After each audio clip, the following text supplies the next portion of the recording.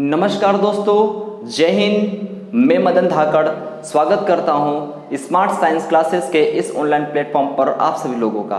दोस्तों, हम पढ़ रहे थे ग्रंथियों के बारे में और हमारी जो ग्रंथि करंट में चल रही थी, रनिंग में चल रही थी, वो थी हमारी पीयूष ग्रंथि। और पीयूष ग्रंथि के दो भाग हमने डिस्कस करे थे।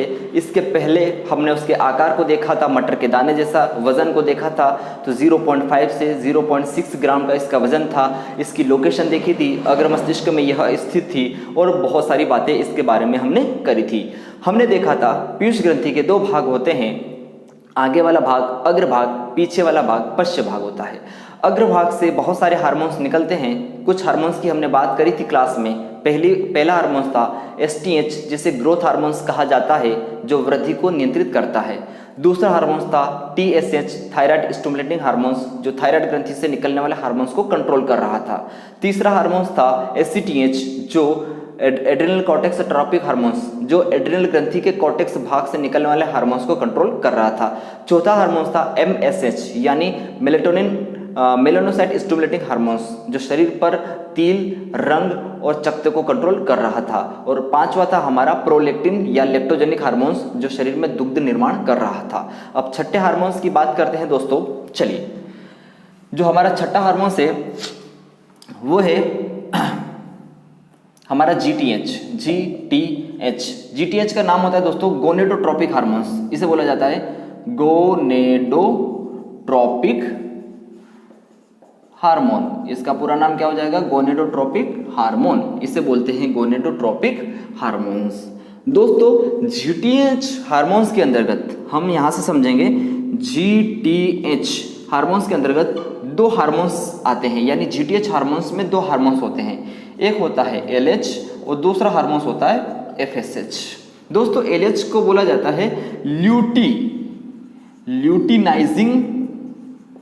Luteinizing hormone. क्या बोला जाता है? Luteinising hormones. और इसे कहा जाता है फॉलिकल स्टिमुलेटिंग हार्मोन्स। इसे क्या कह देते हैं? स्टिमुलेटिंग हार्मोन्स होता है। ठीक है दोस्तों, ये दो हार्मोन्स किस में आते हैं? जीटीएच में, यानी गोनेडोट्रोपिक हार्मोन्स के अंतर्गत आते हैं। एलएच की बात करते हैं तो यह पुरुष में अलग काम करता है और महिलाओं में अलग काम करता है। कैसे दोस्तों? देखिए, पुरुष और एक तरफ हम समझ लेंगे महिला। दोस्तों, जो एलएच होता है वह पुरुष में काम क्या करता है? टेस्टोस्टेरोन के उत्पादन को प्रेरित करता है। टेस्टोस्टेरोन हार्मोन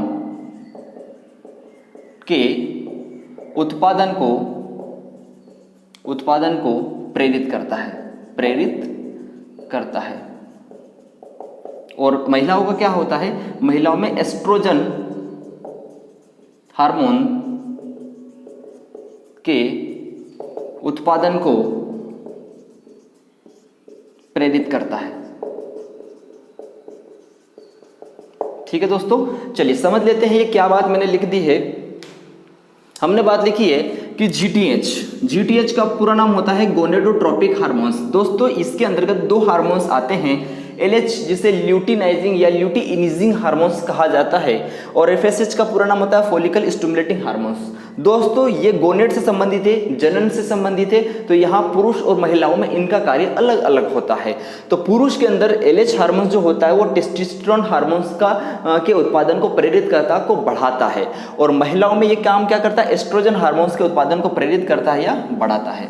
तो अब ये हार्मोन्स होते क्या है? टेस्टोस्टेरोन हार्मोन्स पुरुष का वह हार्मोन्स होता है जो पुरुष को पुरुष बनाता है या पौरुषत्व लाता है, जैसे आवाज भारी होना, छाती पे बाल होना, दाढ़ी मूंछ आना वगैरह वगैरह।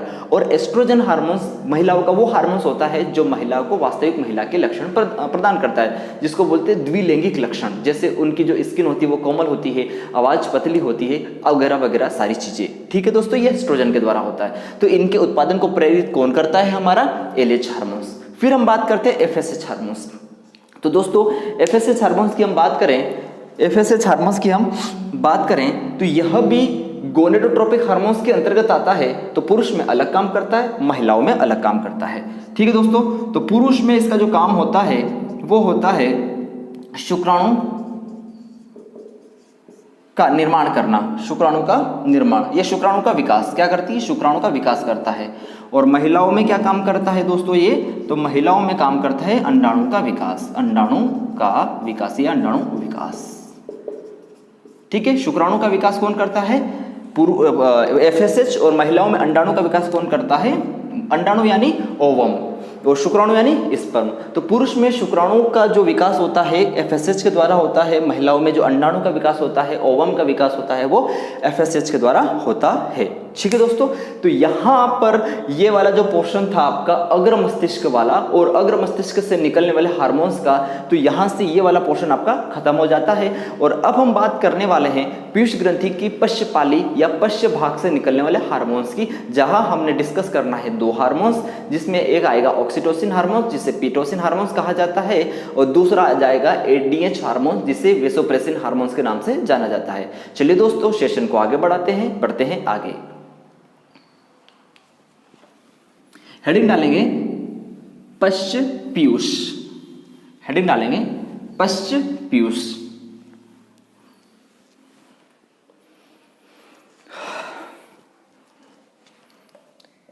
पश्च पीयूष, पश्च पीयूष से जो पहला हार्मोन निकलता है उसको हम डिस्कस करेंगे। पहला हार्मोन आपका निकलेगा ऑक्सीटोसिन, ऑक्सीटोसिन।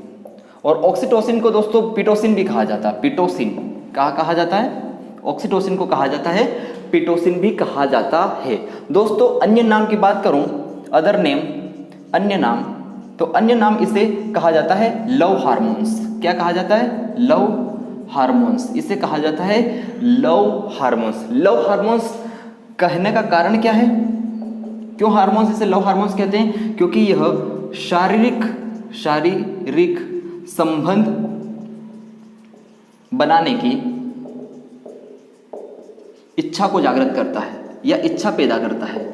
ठीक है, ये शारीरिक संबंध बनाने की इच्छा को पैदा करता है, जिसके कारण इसका नाम क्या हो जाता है, इसे हम लव हार्मोन्स के नाम से भी जानते हैं। दोस्तों कुछ और बात कर लेते हैं इसके बारे में। तो इसके बारे में अगली बात हो जाएगी कि यह दुग्ध के सिक्रेशन में मदद करता है, यह सिक्रेशन ऑफ मिल्क में मदद करता है ऑक्सीटोसिन हार्मोन्स, यानी क्या बोल सकते हैं, दुग्ध के श्रावण में, या बोल सकते हैं दुग्ध के निष्कासन में मदद करता है, निष्कासन में मदद करता है, निष्कासन में मदद करता है। ठीक है दोस्तों,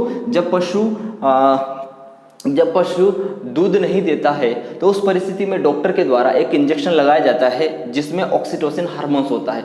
कई बार परीक्षा में पूछा जाता है कि मवेशी को दुग्ध निष्कासित करने के लिए लगाया जाने वाला इंजेक्शन कौन सा है, तो आपका जवाब सही का हो जाएगा, ऑक्सीटोसिन हार्मोन्स का इंजेक्शन लगाया जाता है। ठीक है दोस्तों, चलिए ऑक्सीटोसिन या पिटोसिन हार्मोन्स, यहाँ पीछे लिख लेना आप हार्मोन्स, क्योंकि ये अंतःस्रावी ग्रंथि से निकल रहे हैं और सारी अंतःस्रावी ग्रंथियाँ कैसी होती है, हार्मोन्स निकालने वाली होती है। इसके अतिरिक्त इसका अन्य नाम होता है, अन्य नाम क्या है, इसको अन्य काम भी बोल सकते हैं इसका। ये क्या करते हैं, इसे प्रसव हार्मोन बोला जाता है, प्रसव हार्मोन्स कहते हैं। क्या बोला जाता है इसे, प्रसव हार्मोन्स कहते हैं, प्रसव हार्मोन्स कहते हैं। दोस्तों ये प्रेगनेंसी में बहुत ज़्यादा हेल्पफुल होता है। दोस्तों इसके बाद इसको गर्भपात हार्मोन्स भी कहा जाता है। क्या दिख पा रहा है आपको नीचे, गर्भपात हार्मोन्स भी कहा जाता है, गर्भपात हार्मोन्स भी कहते हैं। डॉक्टर के द्वारा यदि इसकी एक निश्चित मात्रा शरीर को दी जाए तो बहुत ही यूजफुल होती है प्रेगनेंसी के टाइम पे, डिलीवरी के टाइम पे। परंतु यदि इसकी बाद इम्बैलेंस मात्रा हो जाती है तो गर्भपात हो सकता है उस समय। ठीक है दोस्तों, चलिए फिर एक बार देख लेते हैं ऑक्सीटोसिन हार्मोन्स, पिटोसिन हार्मोन्स, पश्च पीयूष से निकलने वाला पहला हार्मोन्स, अन्य नाम लव हार्मोन्स, कारण शारीरिक संबंध बनाने की इच्छा को पैदा करता है, काम क्या है, दुग्ध का सिक्रेशन करता है या दूध के निष्कासन में मदद करता है। और प्रसव हार्मोन्स भी कहते हैं क्योंकि प्रेगनेंसी के समय बहुत ज़्यादा यूजफुल होता है, और गर्भपात हार्मोन्स भी कहते हैं क्योंकि इसी की वजह से कई बार गर्भपात की समस्या पैदा हो जाती है। चलिए दोस्तों बढ़ते हैं अगले हार्मोन्स की ओर, और अगला हार्मोन्स आपका आ जाता है ADH हार्मोन्स। हेडिंग डालेंगे ADH हार्मोन्स। अगला हार्मोन से आपका ADH हार्मोन्स, ADH हार्मोन्स। दोस्तों ADH हार्मोन्स को वेसोप्रेसिन हार्मोन्स भी कहा जाता है, वेसोप्रेसिन हार्मोन्स भी कहा जाता है। क्या कहा जाता है? वेसोप्रेसिन भी हार्मोन भी कहा जाता है। एडीएच हार्मोन्स या वेसोप्रेसिन हार्मोन्स भी कह देते हैं। दोस्तों एडीएच हार्मोन्स का पूरा नाम देखा जाए तो एंटी डायूरेटिक हार्मोन। क्या हो जाएगा मेरे भाइयों?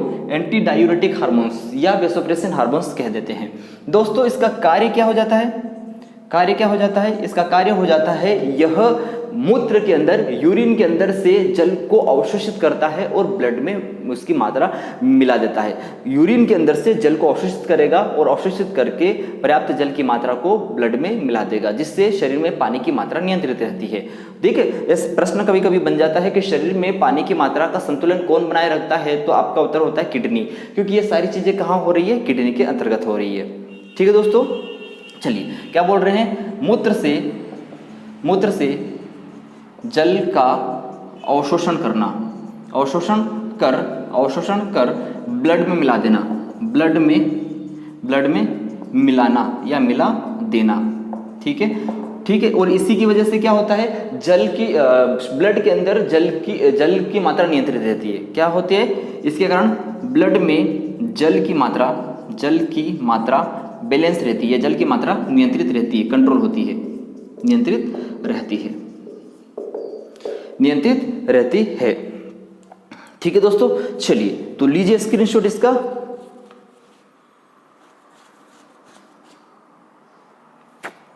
चलिए दोस्तों कुछ अदर फैक्ट की बात करते हैं। यहाँ आपका एडीएच हार्मोन्स कंप्लीट हो जाता है और यहाँ से सारे पीयूष ग्रंथि से निकलने वाले सारे के सारे हार्मोन्स हमने बहुत अच्छे से पढ़े। परीक्षा में जिस भी हद तक पूछा जाएगा आपसे बन जाएगा, ये प्रॉमिस है। ठीक है, चलिए कुछ हार्मोन्स की बात कर लेते हैं, जैसे गर्भधारण करने में हेल्पफुल हार्मोन्स। ठीक है, लिखेंगे आप गर्भधारण के लिए कौन सा हार्मोन्स उत्तरदायी है? तो लिखेंगे आप गर्भधारण के लिए उत्तरदायी हार्मोन्स। गर्भधारण के लिए उत्तरदायी हार्मोन्स किसे कहा जाता है? तो आप बता देना, प्रोजेस्टेरॉन हार्मोन्स। ठीक है, प्रोजेस्टेरॉन हार्मोन्स ये कैसा हार्मोन्स होता है जो गर्भधारण के लिए रिस्पॉन्सिबल होता है। हालांकि अभी इसके बारे में मैं कम ही जानकारी दूंगा, क्योंकि क्या है कि इसको डीप एंड डिटेल कब पढ़ेंगे हम? जब अपन मादा जनन तंत्र पढ़ेंगे, है ना, फीमेल रिप्रोडक्टिव सिस्टम जब पढ़ेंगे तब इसको समझाएंगे। पर नॉर्मली मैं बता सकता हूं कि जब अंडा ओवम बाहर आ जाता है तब क्या होता है कि जो गर्भाशय की जो दीवार होती है बहुत ज़्यादा क्षतिग्रस्त हो जाती है, तो रिपेयरिंग का काम यह करता है, जिससे अगली बार ओवम बनने में मदद हो सकती है। तो ओवम बनने में मदद कर रहा है, इसी वजह से इसको बोल सकते हैं कि गर्भधारण के लिए वो गर्भाशय तैयार कर रहा है और ये मदद कर रहा है। तो इसके बारे में डिटेल जानकारी तब आपको देंगे, अभी फिलहाल आपको इतना ही याद रखना है।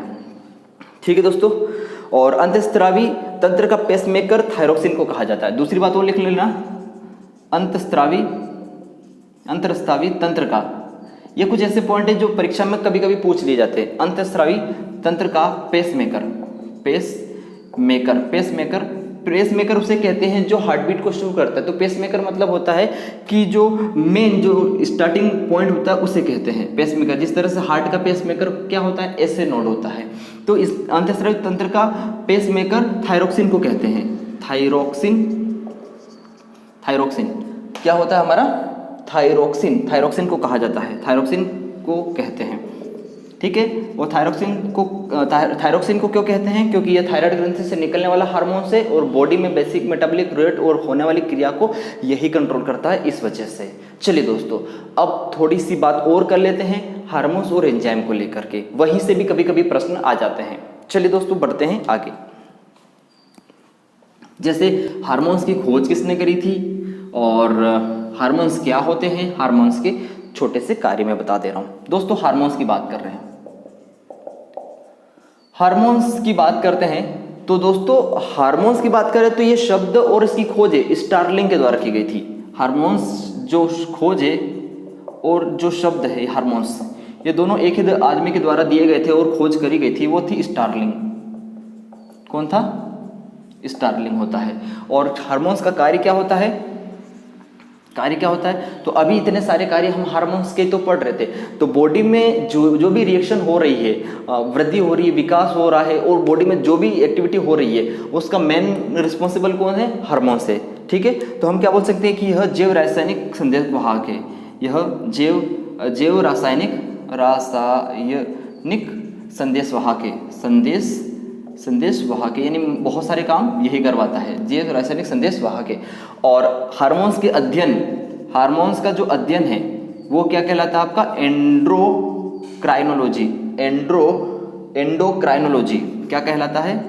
एंडोक्राइनोलॉजी।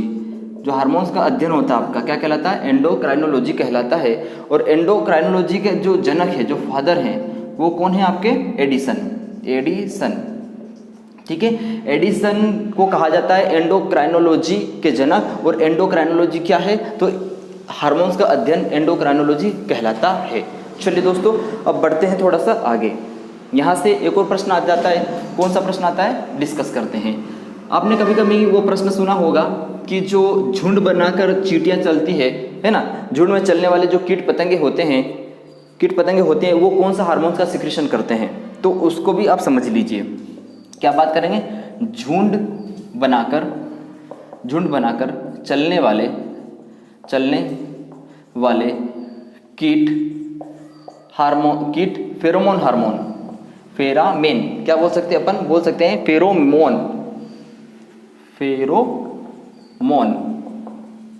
या फेरामेन भी बोल सकते हैं। फेरामेन हार्मोन्स, फेरोमेन। एवं एक और हार्मोन्स का नाम है एक्टो हार्मोन्स। क्या बोल सकते हैं? Ecto hormones. ठीक है, ये चीज़ भी याद रखना, कई बार परीक्षा में पूछ ली जाते हैं।